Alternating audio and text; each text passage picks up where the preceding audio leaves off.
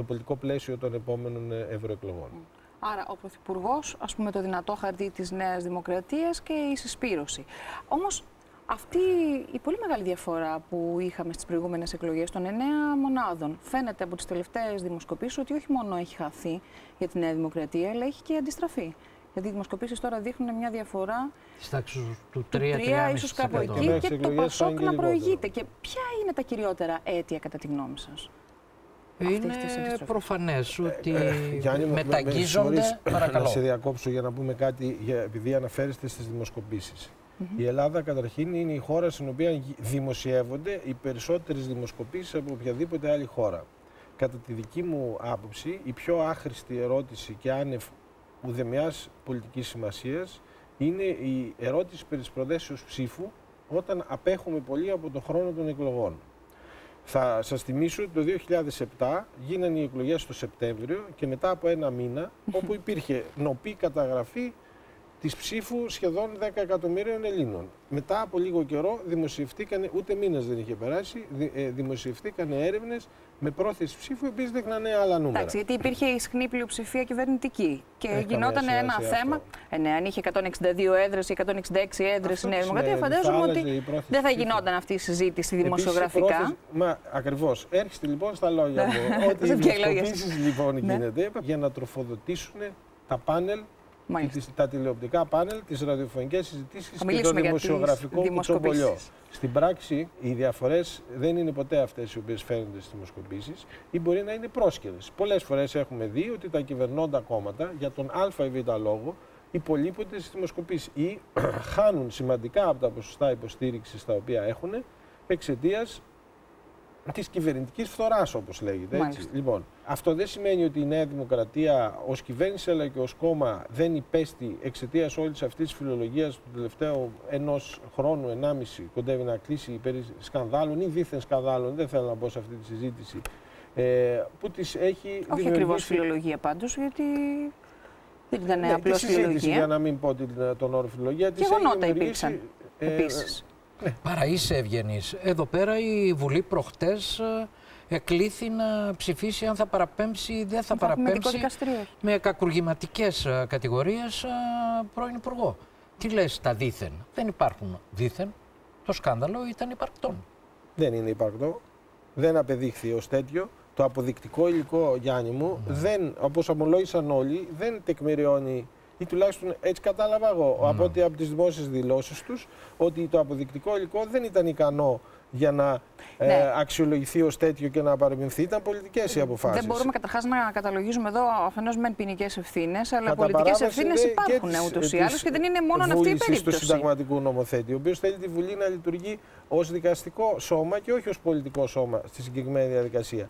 Και όλοι, και κυρίως τα κόμματα της αντιπολίτευσης, λειτουργήσαν πολιτικά. Δεν μπορεί να λένε ότι ναι, δεν προκύπτουν στοιχεία από το υλικό που μας έχει, από τους φακέλους, αλλά όμως θα ψηφίσουμε υπέρ της παραπομπής. Αυτό το πράγμα παραβιάζει, κατά την άποψή μου και κατά την άποψη όσων ξέρουν νομικά, παραβιάζει το πνεύμα της ρύθμισης αυτής για την Προανακριτική Επιτροπή. Πολύ συντεταγμένο και πολύ κομιλφό στην ανάλυση σου. Σε βρίσκω σε αντίστοιξη με τον τίτλο της εκπομπής που είναι... Γελάτε να γίνετε ακραίος, κύριε Γαβριλίδη, γιατί και με την ιδιότητα του συγγραφέα, εσείς που αυτοπροσδιορίζεστε ως δημοσιογραφών συγγραφέας, ο οποίος ζει από τη διαφήμιση και αυτοκαταστρέφεται από την πολιτική, θα τα πούμε, για... γίνεται πιο ακραίος. Λοιπόν, εγώ απλώς θέλω να πω ότι εμπολής, ναι, η ανάλυση του Γιώργου και μέσα σε πλαίσια επιστημονικής ανάλυσης κινείται και νομιμοφανής εμφανίζεται.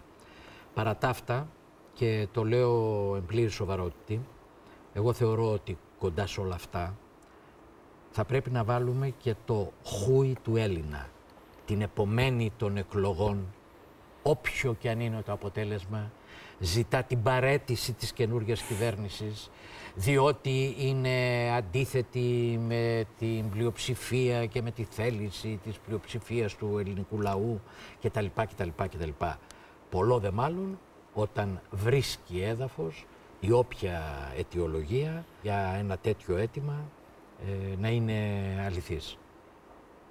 τα δύο μεγάλα κόμματα που διαχειρίζονται έποτε την πολιτική εξουσία έχουν συνηθίσει να κάνουν πάσα το ένα στο άλλο το χάος.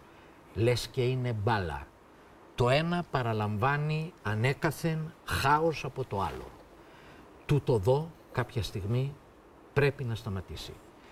Είχαμε ελπίσει ότι θα σταματούσε μετά την ανάρρηση στην ηγεσία των δύο αυτών κομμάτων δύο τελείως καινούριων και άφθαρτων πολιτικών ηγετών. Δυστυχώς δεν το ζήσαμε.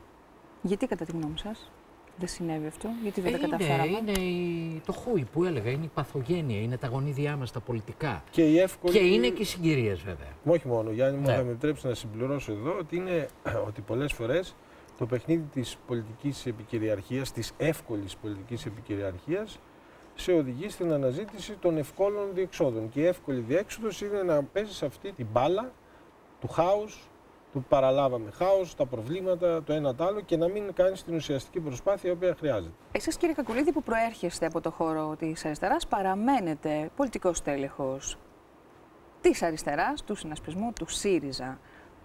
Νεολαία Λαμπράκη, έχετε διατελέσει και αναπληρωτής πρόεδρος της ΕΔΑ μετά την δικτατορία, έτσι, κατά την περίοδο της επανασύστασης της ενιαίας δημοκρατικής αριστεράς. Πώς εξηγείτε αυτή την κατακόρυφη πτώση στις δημοσκοπήσεις τουλάχιστον του συνασπισμού από το 18 στο 7 τώρα κάπως? Ήταν αναγκαίος ο προσδιορισμός που κάνατε στις δημοσκοπήσεις. Μην ξεχνάμε τι μεσολάβησε. Ποια διαδρομή ακολουθήθηκε από εκείνο το 18% μέχρι σήμερα. Θεωρώ ότι αδίκως στον ΣΥΡΙΖΑ έγινε καταλογισμός των όσων συνέβησαν το Δεκέμβριο στο κέντρο της Αθήνας. Τα νέα Δεκεμβριανά. Το αδίκως είσαι λίγο υπερβολικός. Όχι, δεν είμαι καθόλου υπερβολικός και το λέω με τα λόγου γνώσεως. Με συγχωρείτε που σας διακόπτω, είχε προηγηθεί η πτώση πάντως. Δεν ήταν το Δεκέμβριο, αν δεν κάνω λάθος. Η πτώση οφειλόταν από τότε, ξαναλέμε δημοσκοπικά, στο πω έτσι λίγο περιφραστικά και λιγάκι λογοτεχνικά, λόγω του πολύ αμπέχονου που είχε φορεθεί με τις κινηματικές προτάσεις του ΣΥΡΙΖΑ. Ο Αλέξης Τσίπρας, ο οποίος είχε ηγηθεί της πορείας προς την πολύ μεγάλη άνοδο, σοβάρεψε. Έδειξε ως ένας πολιτικός, τον οποίον είχαμε ξαναδεί μέσα από τους παροχημένους λόγους της αριστεράς. Όταν εμφανίστηκε και ως μεγάλη ελπίδα του πολιτικού χώρου και όχι μόνο της αριστεράς, κουβαλούσε μαζί του τα γάργαρα δροσερά νερά της νιώτης του. Καλά, δεν γέρασε σε ένα. Και τα κουβαλάει. Όχι, εννοώ στο φαίνεστε. Μάλιστα. Στη συνέχεια είπα, κάτι συνέβη όμως. Ναι. Τι έγινε, γιατί σοβάρεψε?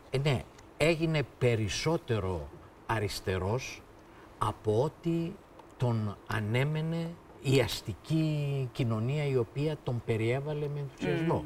Και εδώ είναι ο ρόλος και η σημαντική της επικοινωνίας, την οποία δεν πρέπει να επικαλούμαστε κάθε φορά που θέλουμε κάτι να προβάλλουμε, αλλά κάθε φορά που έχουμε κάτι να διατυπώσουμε, κάτι να προτείνουμε. Του το είπανε, δηλαδή το έκανε από μόνος του? Δηλαδή έφυγε από το κέντρο η αριστερά, δηλαδή από αυτό το χώρο τον ανανεωτικό και πήγε προς αριστερά ορθόδοξη, δηλαδή προσπαθώ να καταλάβω. Κυρία Φλέσσα, μου επιτρέπετε μία παρέμβαση? Συγγνώμη Γιώργο, και το λες. Φόβησε η προβολή του κινηματικού σε συνδυασμό με ό,τι ως κινηματικό ακολούθησε.